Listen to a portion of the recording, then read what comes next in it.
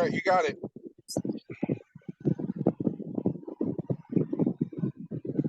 Good luck. Yeah.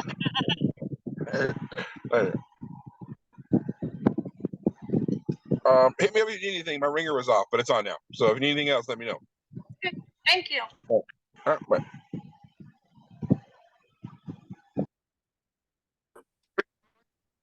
Hey. Hi, Hope. How are you? I'm good. How are you? Good.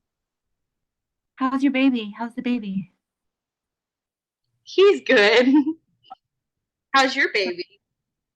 She's good. She's naughty. No. Who's all on here? It's just us two? Yeah, it's just us right now. I'm gonna give it a few more seconds because I know 2 other people were trying to get in. So. Okay, yeah. I see it's Gonzalez. Hello, comrade. How are you?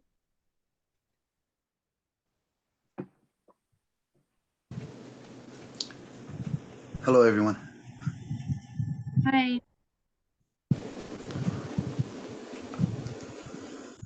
I haven't heard back from the other person that was trying to get in as well. So we're just gonna start in and jump in since we're running late to read the Statement of Unity. If anyone at any point wants to read, please let me know. Yeah, I don't have it in front of me and stuff like that, so it's hard. So I'm still working on that. I'll get with Kwame to be able to put it on my notebook, so the print is bigger. Yeah, I'm gonna screen share it too, and I can make the text bigger. But if you don't want to read, there is no pressure at all, as well. Like that's what I'm here for too. You know what I mean? Okay, I'm available to, if I can see it. I just don't want to hinder the reading. Can you guys see that? Okay. Yeah. Yeah, I'm using my little phone, so when I get it on my little notebook, I can see it better. So I'll just listen in and participate in conversation. Sounds great. Okay. All right. Preface. The U.S. was founded as a colonial settler state based upon white supremacy and slavery, stealing the lands of the indigenous nations, breaking every treaty. Hey, comrade, we're just starting to read the Statement of Unity for the Second Rainbow Coalition. Hello, everyone. Hi. Hello. Hello, Comrade Sally. Hello, comrade. How are you? I'm doing pretty good. And hello, Comrade Joey and Comrade Kate. Pat, but Hello. hello. Greetings, comrade.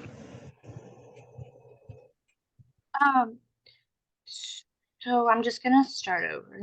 Is that okay with everyone? Yep.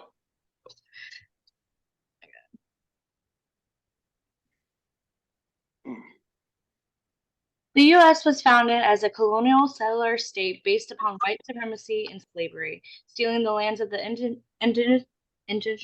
indigenous nations, breaking every treaty made with them, and confining them to reservations, concentration camps. As the country became more powerful, the eagle sunk its claws into other nations, making war on Mexico and grabbing its northern territory, invading Cuba, Puerto Rico, Hawaii, and the Philippines, and either annexing them outright or making them colonies or neo-colonies. And in the 20th century, it became the major imperialist power in the world, exploiting both the people within its boundaries and those in every other country, bullying them with military interventions and robbing them of their right to self-determination. As Huey P. Newton stated, we have 2 enemies to fight, racism and capitalism. Between the 2, capitalism is primary. Racism is a byproduct of capitalism. The working people of the world of every ethnicity or nationality face a common enemy that is destroying life on Earth. Our enemy is a small ruling class of property owners controlling most of the world's wealth and resources. We must have our basic needs met, to live a good and meaningful life. Food, shelter, healthcare, education, freedom from oppression by the state, and peace with other nations. To obtain these essential things for life, we must have the power to see to it that the abundance that is available is shared equitably. Statement of Unity for the Second Rainbow Coalition. The legacy of the First Rainbow Coalition dates back to its founding on April 4th, 1969, by the original Black Panther Party, Original Young Lords, and Young Patriots organization. A number of other organizations joined this coalition not too long afterwards, such as the American Indian Movement, Brown Berets, Rising Up Angry, the Red Guards, and others. Since the founding of the United States, the masses have developed a number of popular movements that came together to fight back against this capitalist imperialist system in various ways around particular demands. Nonetheless, none had established a movement quite like the First Rainbow Coalition. This historic movement was the first of its kind that established a model of class struggle like no other. Its charismatic leader, Chairman Fred Hampton of the Illinois chapter of the original Black Panther Party, stated that at the end of the day, we weren't engaged in a race struggle. He said that it's a class struggle, goddammit. By uniting with the various oppressed ethnicities and masses, they were able to bring the gap between the various ethnic communities that white supremacy had long sought to keep divided. This class solidarity equipped them with the material basis and class consciousness to see their common class condition, therefore the necessity to form a united front against their common class oppressor, the capitalist imperialist ruling class. The ruling class viewed this as the greatest threat to their class rule, and subsequently used the entire repressive of the state, police, courts, jails, prisons, and intelligence agencies, etc., in order to crush this emerging revolutionary socialist movement. We were founded, the Rainbow Coalition, on May 14, 2021, with the extent of upholding the legacy of the original Rainbow Coalition. We believe that this historic example is the model for the united front that will best serve our class liberation. By upholding the 10-point program of the original Black Panther Party, which was subsequently adopted and later expanded by the original Young Lords, Young Patriots organization, and all other original Rainbow Coalition members, we established our programmatic unity. The 6 disciplinary rules that we uphold ties all organizations in our coalition to a common professional discipline. History has bestowed upon our generation a common class mission to fulfill. The representatives of the capitalist imperialist ruling class, represented by the Democratic Party and Republican Party, cannot liberate us. It is their class intention and interest to uphold our common class oppression. Therefore, it is only we, the oppressed masses of all ethnicities and nationalities, who must build the necessary class solidarity, class consciousness, organizational structure, and a united front that will ultimately liberate ourselves.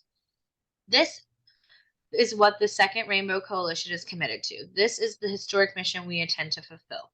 Dare to struggle, dare to win. All power to the people, boots on the ground. All members of the coalition: New African Black Panther Party, White Panther Party, Green Party of New Jersey, Poor People's Army, La Mesa Nacional de Brown Berets, Fury, Nassau, New Era Young Lords, Guardian Rebellion, American Indian Movement, Northeast Woodland Chapter. The 6 disciplinary rules. 1. Members will conduct themselves in a manner to bring credit to the coalition and will treat others with respect and politeness. 2. Members will be sober when on Rainbow Coalition business and will not engage in any criminal activity while a member. 3. No member will engage in violence except in the extremity of self-defense. 4. Members will not gossip nor be divisive to the unity of the Second Rainbow Coalition. 5. Members will not act as informers nor work against the purpose of the Second Rainbow Coalition. 6. Nobody is authorized to speak for the Second Rainbow Coalition unless authorized to do so. Sorry, that was a... All right. Now we're just going to hop in. You guys see chapter 4? Yep. Yes. I have a question. Yes. Is Comrade Kwame gonna be here with us? I don't think he's gonna be here today. Damn, Sorry. it's fine.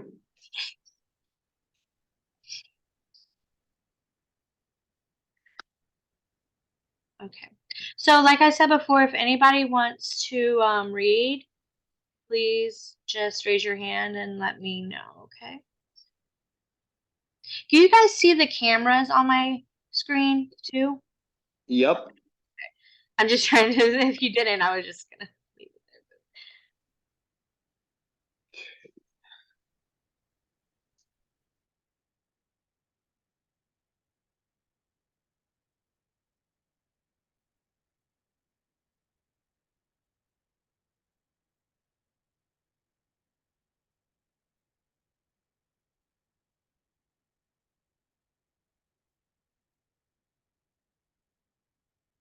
there. All right. So,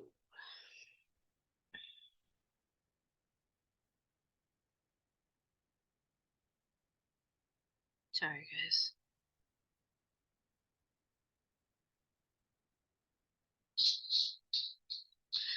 All right, Chapter 4, Interlude.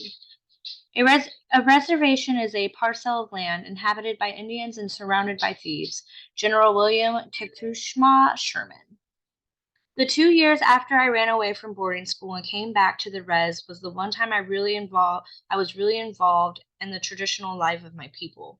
When I got back, I was taken around and introduced to all my relatives, many of whom I had not seen for years. I met my cousins, Aunt Sarah's boys, and I joined her family. I stayed at Aunt Sarah's house, and she and I became very close. My first winter back was spent getting reacquainted with the reservation and the people, and with pitching in to help with the chores around the house. Before winter set in, we needed to chop a lot of wood, maybe 5 or 6 cords. Chopping wood was an endless chore. Wood was our only source of heat and fuel for cooking. We dragged in dry wood, sawed it up, chopped it into chunks, and stacked it by the house. In winter, we'd get up around 5 every morning to get the fires going and start our chores. The house was a small, simple 2-bedroom structure with a good-sized living room with all of Aunt Sarah's family and me. We were pretty crowded. There were 7 of us living together in that house, and I liked to me, it meant a lot because I had a home and a family. Sometimes I even shared my bed with a cousin and experienced what sharing in a family meant. That winter, I began to learn things from older men on the res. They taught me that about the different trees, plants, and herbs. When spring came, I remembered the old natural rhythm of life from sugaring in the early spring to the rice harvest in the fall. It all came back to me. Along with those memories came the shock that I had forgotten most of my native Anishinaabe. Am I saying that, guys? Yeah, you got it. Thank you. Anishinaabe. Anishinaabe language. At school, English overpowered everything. I had to think in English to avoid being punished for accidentally speaking in my own language. The suppression of our native language was a tragedy that affected several generations of Indian children forced into the BIA boarding schools. It brought several tribal languages close to extinction. After all those years, when I listened to my relatives speaking our language, it touched resonance in me. But most of it I couldn't understand. Grandpa Josh and Grandma Jenny would be talking in Indian and they asked me to say something, almost making fun of me. I'd say a word in English and then they'd say it in Indian, and they'd laugh as they corrected me. Years later, I tried to study my language, but I never became fluent in it. For a while, I enrolled in the high school at Walker to get my diploma. It was not a BIA boarding institution, but a public school. Up to that time, I had only gone to school with Indian kids, never with white students. And on my first day there, I had an uneasy feeling that I had never experienced before. I was surrounded by white kids, and it made me uncomfortable. For the first time in my life, I could sense that there was a difference between these students and me. They kept to themselves and excluded me from their discussions in the hallway or lunchroom. We had a lot of reservation kids at the school, but only 3 were in my class. I didn't have any white friends at Walker. There was a wall between us and them. I was still interested in sports and wanted to participate regardless of whether the other kids were white or Indian, but the racial segregation at Walker was not easy to avoid. The bus picked us Indian kids up every morning. A couple of times I missed the bus from the res and had to walk 13 miles to school. One time in the winter, I had to cross the lake. It was 3 miles across and I ran all the way. There were thin spots in the ice, so it was a little scary, but also exciting. Though I could not participate in school sports, I got plenty of exercise.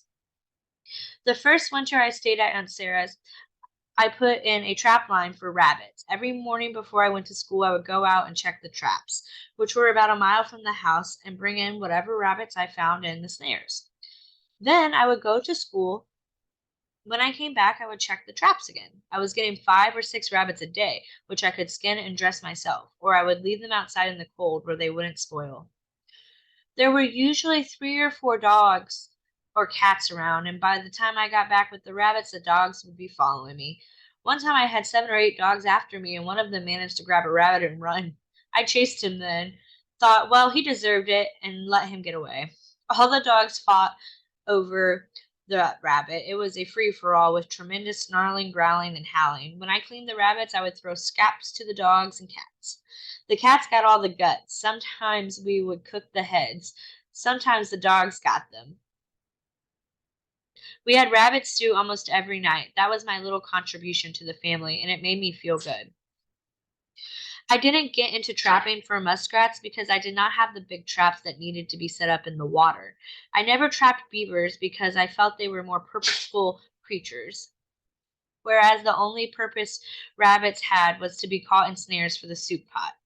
I wanted to protect the beavers. I enjoyed watching them building their dams. I remember tracking a porcupine once for about 2 miles, watching him crawl up a big tree. I told him not to worry, I didn't have the heart to shoot him. I once shot and killed a porcupine and still felt very badly about it. I left it there and kind of apologized for what I had done, but took a bag of quills from it because the woman used them for decorative embroidery. Aunt Sarah had said, you should have brought it home. We could have cooked it. Porcupine makes good eating. Until that time, it had never occurred to me to be eating porcupine. I hunted. Grandpa Josh taught me, if you meet an owl or a fox when you start out on a hunt, it means bad luck. You might as well just go home, never kill an animal wantonly. Don't say anything that could hurt the feelings of a deer. Don't boast. Today, I'll bag 2 deer. The Great Spirit who created the deer does not like it. Sprinkle sacred tobacco around your kill and thank the deer for having given itself so that people may live. Hunting is best when the leaves are falling, the deer are fat. When they held a deer fry, a family would invite everybody over for big cookouts. Always the dogs would be there. They lucked out every hunting season. We would have to hang deer and other game from high tree branches so that the dogs and cats would not get at it. They got enough scraps to gorge themselves without getting at the best parts. Much later, when I came back from the military, the old happy hunting days were at an end. The BIA and the state began to regulate everything. Under Public Law 280, we had to take out fishing and hunting license and compete with wealthy tourists who dominated what had been, for all our known history, our livelihood. Constantly, we felt this oppressive federal presence, and we resented it. Grandpa Drumbeater hated the BIA, insisted he would go on in his old accustomed way, never taking out a hunting or fishing license, like some goddamn white tourist.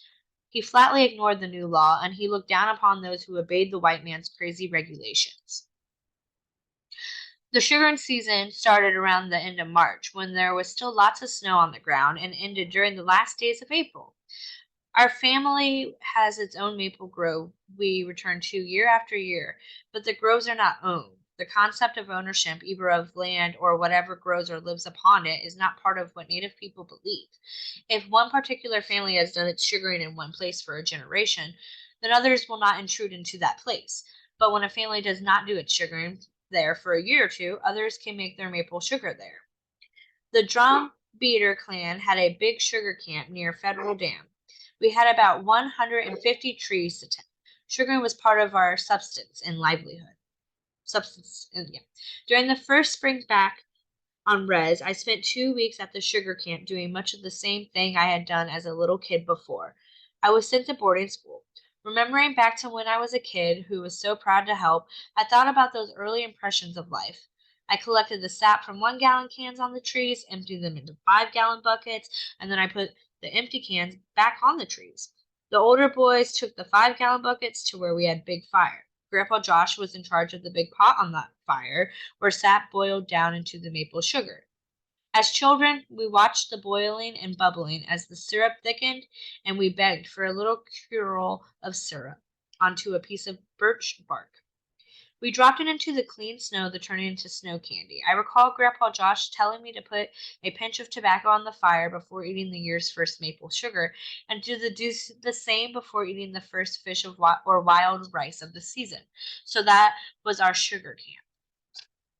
The year I returned to the sugar camp, I was the big boy and did the heavy work. I chopped the wood for the kettle fires, built lean toes, hauled water, dragged around the full 5-gallon buckets, and snared rabbits for our simple camp meals. I breathed in the unforgettable scent of the wood fires and the rich, mouth-watering aromas of good things bubbling in the big, soot-covered pots. I watched the women cooking every day. I liked to hang around them while they made pan bread and biscuits. But the main focus for being there was syrup and sugar. The sap was collected, boiled, evaporated, and refined. It had to be closely watched while boiling. Just as soon as it began to make eyes, it had to be taken off the fire and worked with a kind of wooden board that looks like a small canoe paddle. If you boil the sap, you get maple syrup.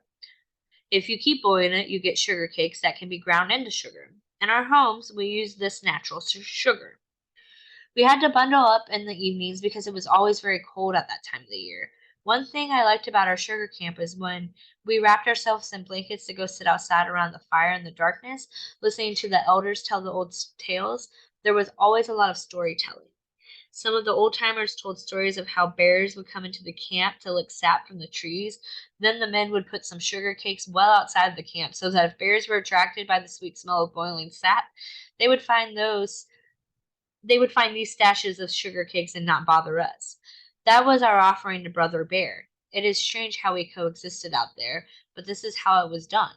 And I know if I ever again organize a sugar camp in the spring, I'll put out sugar cakes for the spirits and the bears.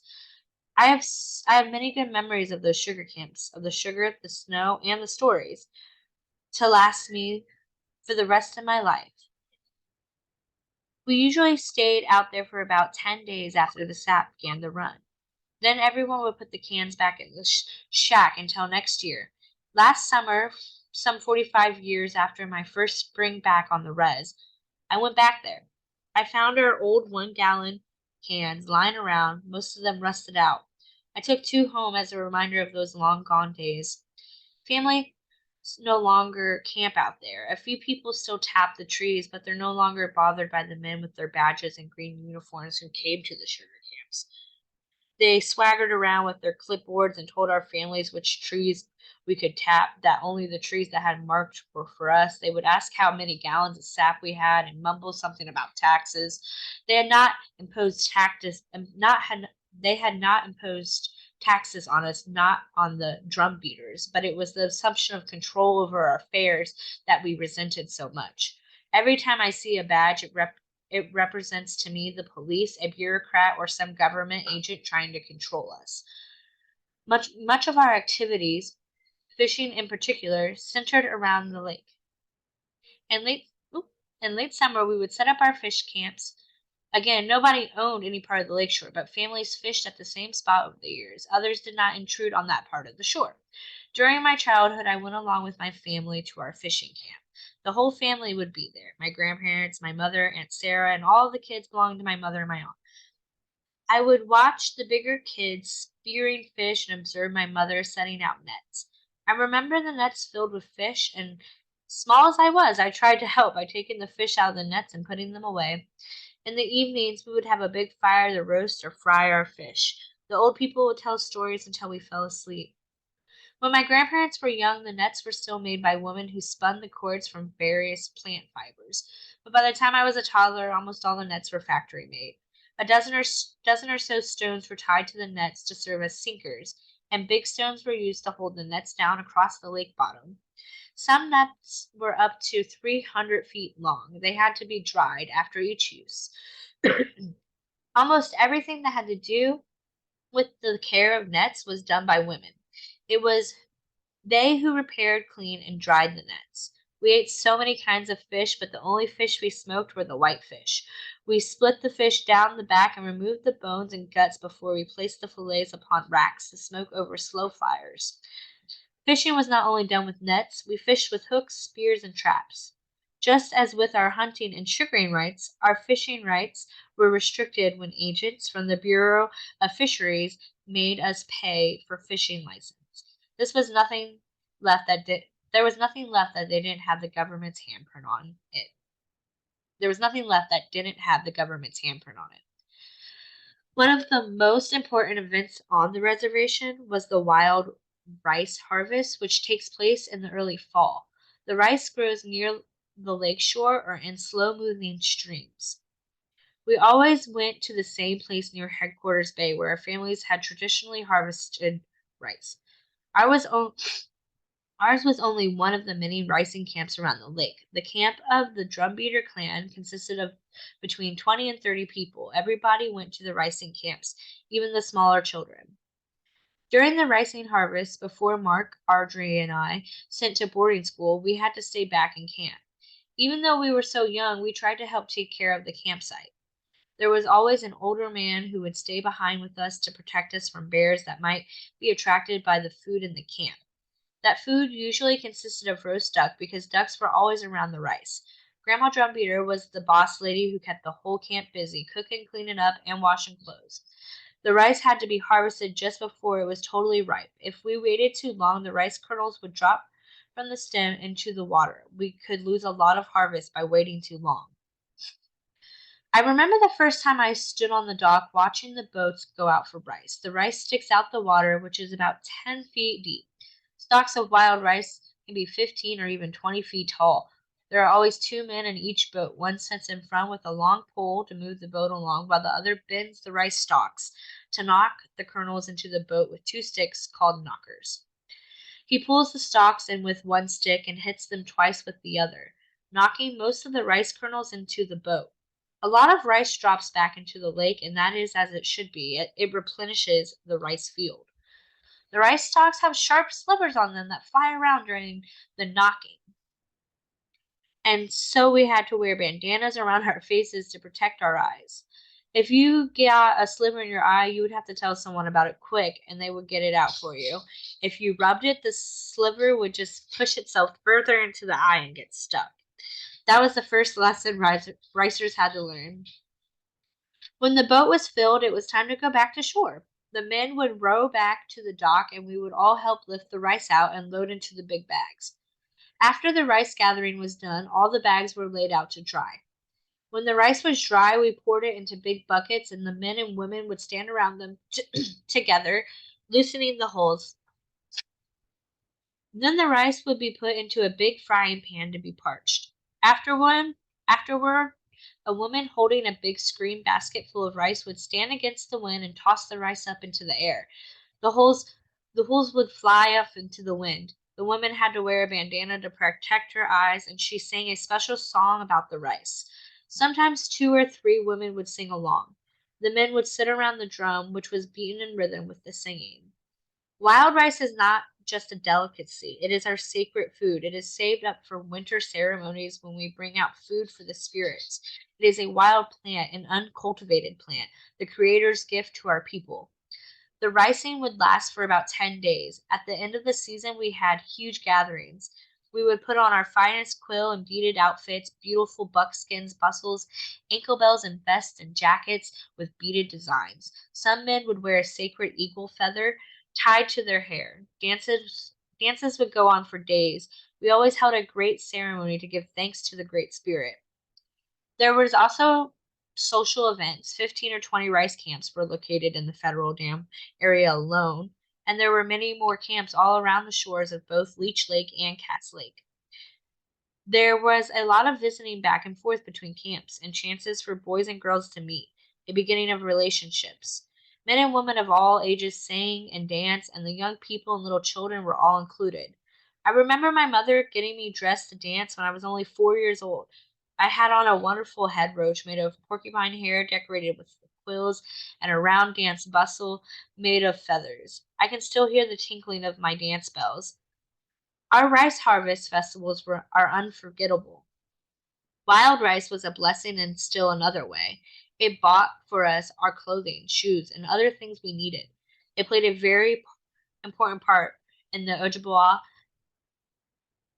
economy. We took half the rice home, and the other half my brother and grandfather took to town to sell. Sometimes rice buyers came to the buildings and bought directly from the camps. The price fluctuated between 25 and 30 cents a pound. Nowadays, the price would be about $1.25 or more per pound. People loved our wild rice. It is more nutritious than regular rice and tastes better. Of course, the government agencies would be there too, weighing the rice, tagging it, fixing the price, and trying to get a piece of action by buying our rice to sell through government channels. But there were white buyers who ignored the BIA and its regulations. Now, in addition to regulations, we have some competition. White growers have begun cultivating a genetically engineered variation of wild rice and selling it as wild rice. But it does not taste the same. Something is missing from it. Our wild rice has always been there. The wildness is there. The rice beds are still right where the Creator planted them. I had been lucky in my youth. I had the chance to glimpse our old traditional life, but it was only a glimpse. Although during my 2 years back at home, that way of life, of interdependence and harmony with the natural world, was coming to an end. After 11 years at boarding school, I'd come home to a bad situation. The white sportsmen had killed off the game. Our rice had to compete with commercially cultivated wild rice. There was no jobs for Indians. Many of our people were sick. The food available to us was bad and insufficient. Suddenly, we were living on junk food, drowning in Coke and Pepsi. It seems that makers of soft drinks discovered that Indians were good customers for the stuff. My younger sister Terry, from my mother's second marriage, always used to have a Coke or Pepsi in her hand. It is addictive. You've got to have it. Overindulgence in soft drinks brought about an outbreak of diabetes. People started dying of it. Terry passed away at 42 years of age from the disease. It was heartbreaking to see our people dying in this way. In the end, the doctors chopped off their toes. Then they chopped off a foot. Then they chopped off a leg from the knee down. After that, it's from the hip down until you die from gangrene. I believe this comes from the food and drink that has replaced our old traditional fare. Because the reservation seemed to be going to hell, I became restless. I wanted to cut loose and travel. Someday, I thought, I'll be getting on a Greyhound bus. To me, that was the ultimate high in traveling, getting into that huge bus and going with the roar of the engine, the shifting of the gears, and looking back to wave at somebody waving at me. I think back to all those times when I was young and watched buses go by, waving and hollering and hoping somebody on that bus would wave back at me. I figured someday it will be me on that bus, and if somebody waves up at me, I'm going to slide the window open and wave back, and I'll yell, "Come on, let's go! Pick yourself up, go where you want to go." I know. When I brought my first bus ticket, though it was only from Cass Lake to Bemidji, it got my adrenaline surging, and I thought, wow, man, I want to save this forever. I meant the ticket stub. Dreams come true. Throughout my life, I have traveled many miles around this earth, and I've been in the strangest places, but at age 17, I thought only of getting away and going to a place different from the place I was in. I stayed on at that federal dam on the res, even though I didn't know what to do with myself. I felt a yearning for something spiritual, but had no clue what this could be. I started to go to wakes, not even knowing who the deceased was, because I just wanted to hear the songs. And when they started chanting in Indian, I knew that it was who I was. That was me. Songs means much to me. I'm a good singer now. For many years, I did not sing at all. I just sat around the drum with Grandpa Josh, feeling my heartbeat in rhythm with the drums and listening to the ancient chants.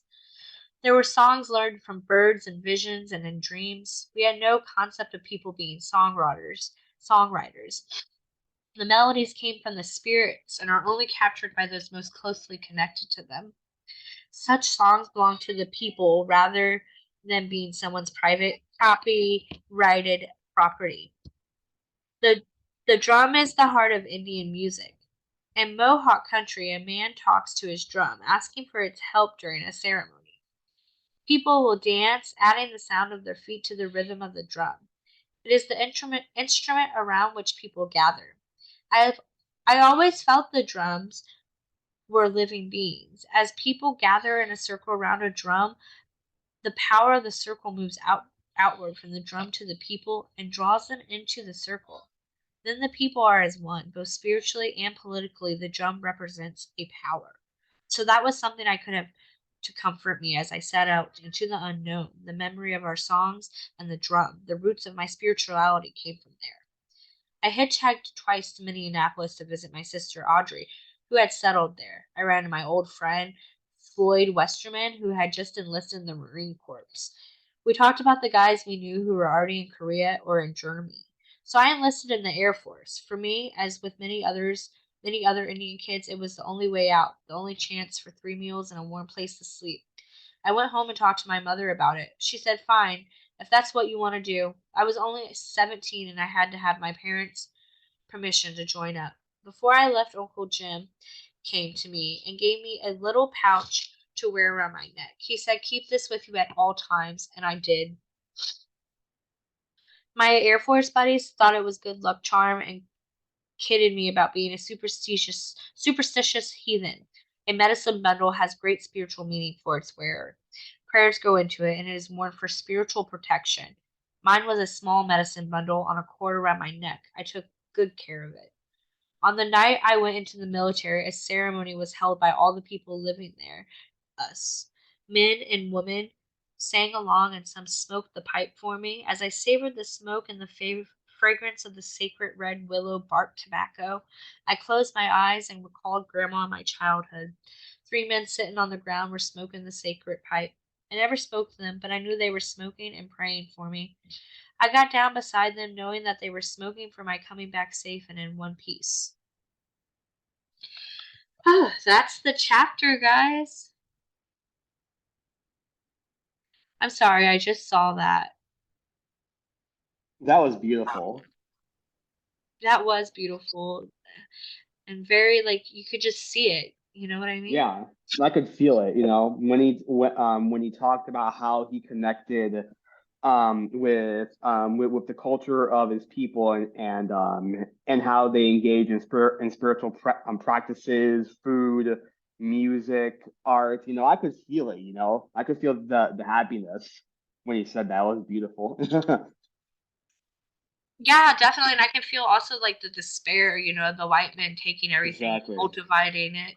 But like being Yep. able to stay positive and stick to the spirituality is very, you know, heartwarming and inspiring.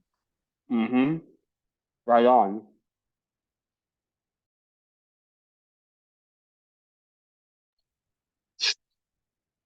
Anyone else have any comments or questions or anything they want to add or say about it? Hey guys, hey comrades. I just wanted to say I like how he lives in both worlds, like a modern world and the indigenous ways, and he keeps like a balance because you have to, you know, it's like the only way. And I don't know, that's all I want to say about that chapter.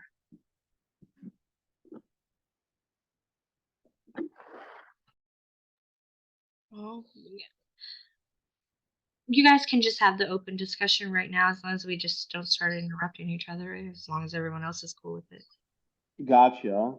Comrade Joey had his hand up first. Sorry. Yeah. Yeah, I wanted to apologize for not really being too involved. I had a comrade brother pass away on Friday, so I've been on phone calls and all kinds of different things. But and I didn't, since I was on the phone yesterday from like 9 o'clock in the morning to like 6:30 at night, I wasn't able to do a writing for this chapter, and I'll definitely have one ready for tomorrow's chapter. But it pretty much just talking about Dennis's hard times through the boarding school, and then after the boarding school, moving up there, and it was pretty interesting. It wasn't as good as Friday's one, but it's equally Mhm. important, I would say. But anyway, with all respects, I got 30 minutes to get on a conference call, so I'm gonna just say farewell, brothers and sisters, and excuse my inactivity for today's study group. My I hope you're doing condolences, and same. I know you're super busy, it sounds like, but try to take some time for yourself and healing, and much love. Indeed. Stay strong, comrades, and all power to the Sorry people. for your loss. All power to the people. And I'm sorry for your loss, Comrade Joey. Thank you. Joe. He was a great Indigenous brother. Tomahawk Sanchez, his name, and he's just been dealing with some issues, and we lost a strong brother. We lost a strong Native brother. It was Comanche and Chicano. So it's a hard blow for Denver. But anyway, May let's rest stay in power. positive. Rest, yeah, exactly. All right. Well, I'm gonna get off of here, and then I'll see you all, whoever comes on tomorrow evening. If not, we'll see each other next week. Yes, sir. Be safe. All right, Have a stay good strong. comrade. Thank you. Have a good day, comrade. Bye.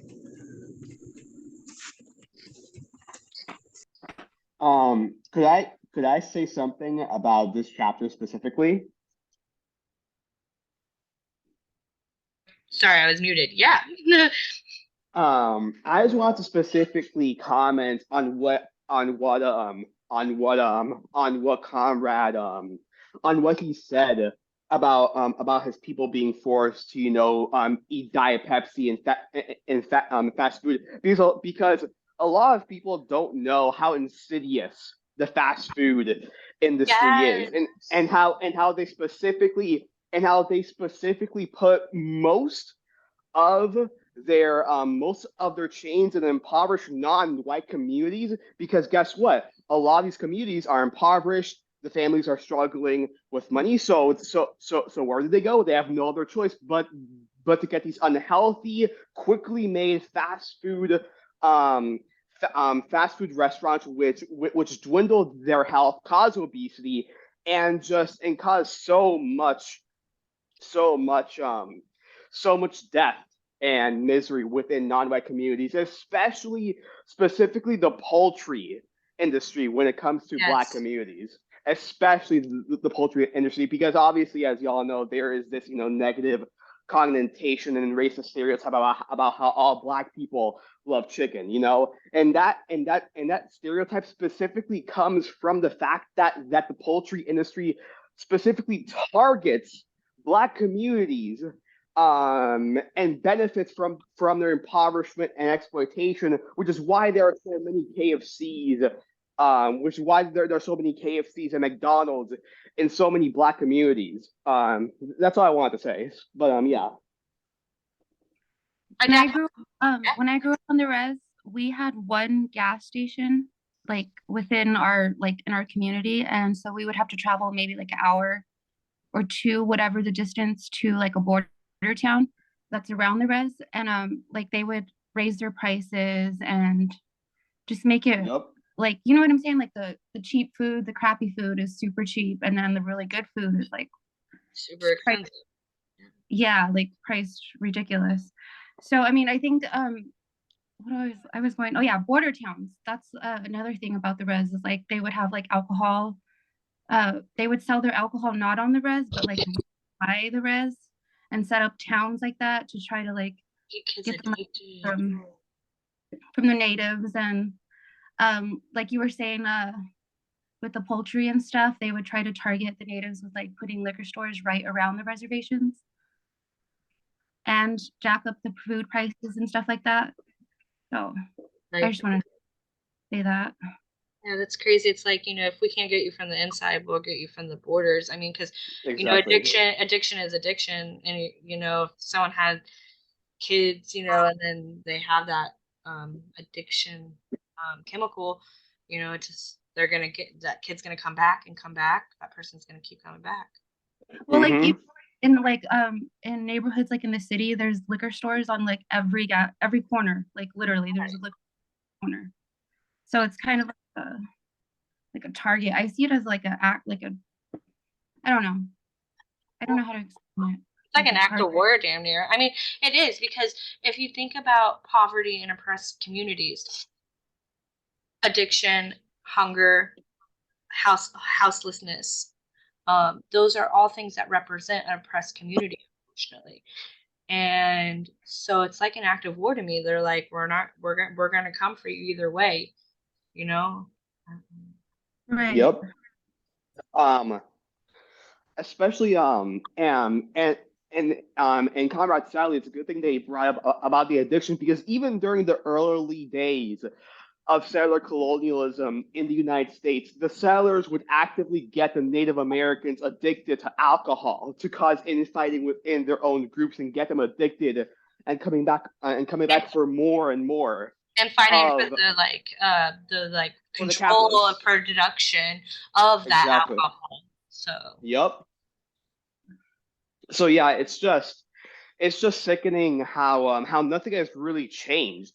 You know, the same addiction the same addiction the settlers used back then against impoverished communities and non-white communities is the same shit that they're doing today. But instead of it just being alcohol, it's things like McDonald's and Coke and Pepsi and KFC and all these awful fast food restaurants.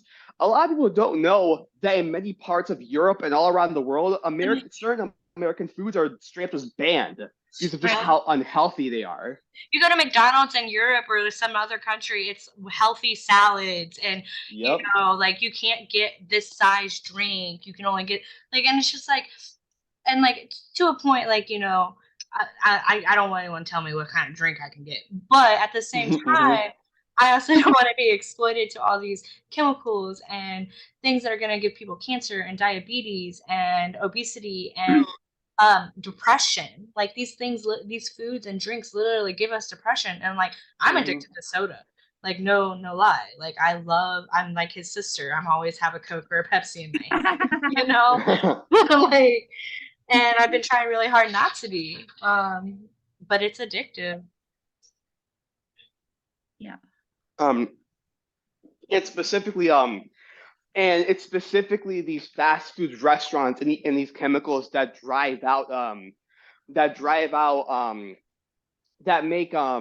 intentionally make these non-white communities impoverished. They compete with them by making artificial chemically induced foods that may grow faster and that may produce more quickly, but they're extremely unhealthy. Like the tobacco. Exactly. Yeah. Exactly. And what ends up happening to these communities, to these indigenous communities and Black communities? Guess what?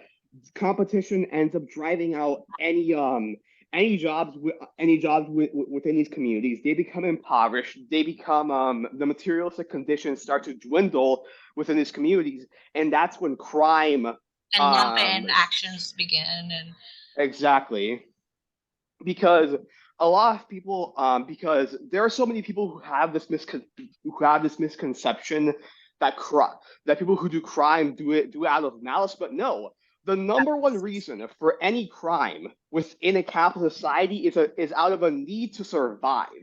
That's why crime is so rampant within a capitalist society. As the capitalists want to maximize profit, they cut wages, they lower hours while simultaneously making the quality of living much more expensive. So what ends up happening? The materialistic conditions begin to worsen. Crime begins to increase, and they specifically target non-white communities, over police them, so that way they are incarcerated, taken into the prison complex, and their surplus value is siphoned for the benefit of these white supremacists. It's literally just child slavery.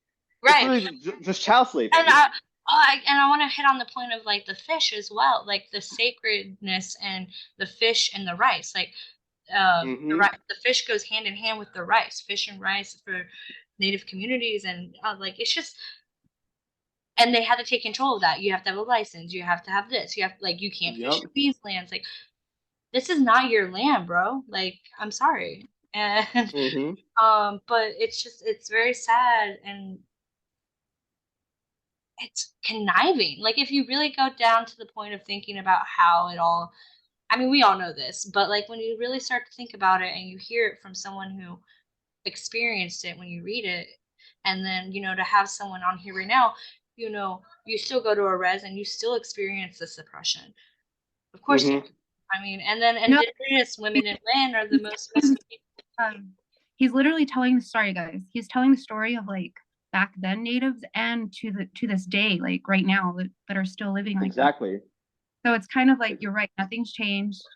The same things that are conning everybody, you know, it's yeah, it's just the same. So like when I listen to it, it's like he's telling his story, but like I The don't story of know. his people. It's your Right. story too. Yeah. Back then Yeah, and exactly. you know. Back then, exactly. And you know, like Um. Ooh. Sorry.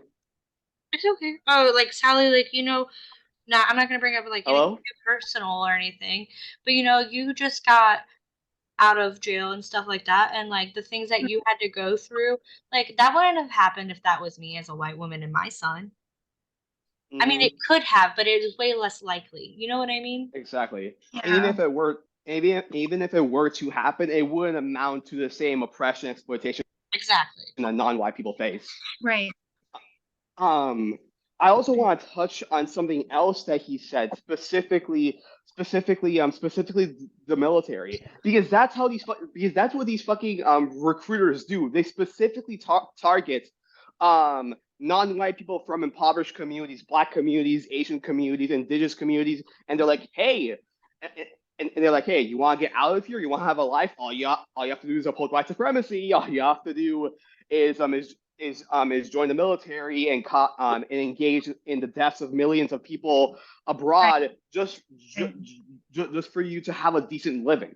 Like that's what these fucking imperialist recruiters pieces of shit do. It's extremely manipulative and disgusting. Absolutely. Agree. I've had Like, that the military recruiters would come to my house on the res and like try to talk to my family, and a lot of people actually do like, you know, end up going into the service mm-hmm. because it's like you said, a promise of a better life, but you know, it's not. Exactly. They either joined the military or the police or whichever part of the state because they promised them that they're gonna have a decent life, but they are specifically signing them up to continue the oppression of their own people. It's just Right. fucking disgusting. Um. So It's yeah. I started crying, honestly, like not crying, but like getting emotional when he was talking about they're telling them exactly where they can get the sap and what trees and like Mm-hmm. it's just disgusting. Indeed. I cry when I'm mad too, so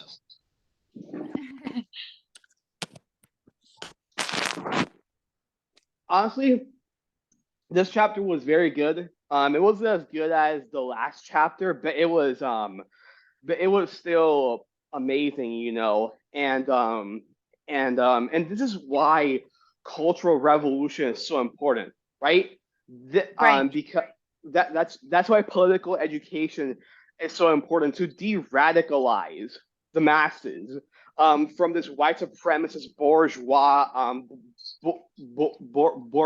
thought to unlearn these reactionary sentiments and to relearn through empowerment, through theory, and through putting that theory to praxis to specifically apply it to our own materialistic conditions. That's why cultural revolution is so important. That's what the Black Panthers did when it came to their art and how they specifically used it to empower Black communities by showing them why things are the way they are and how revolution will look like through visualizing it through their art.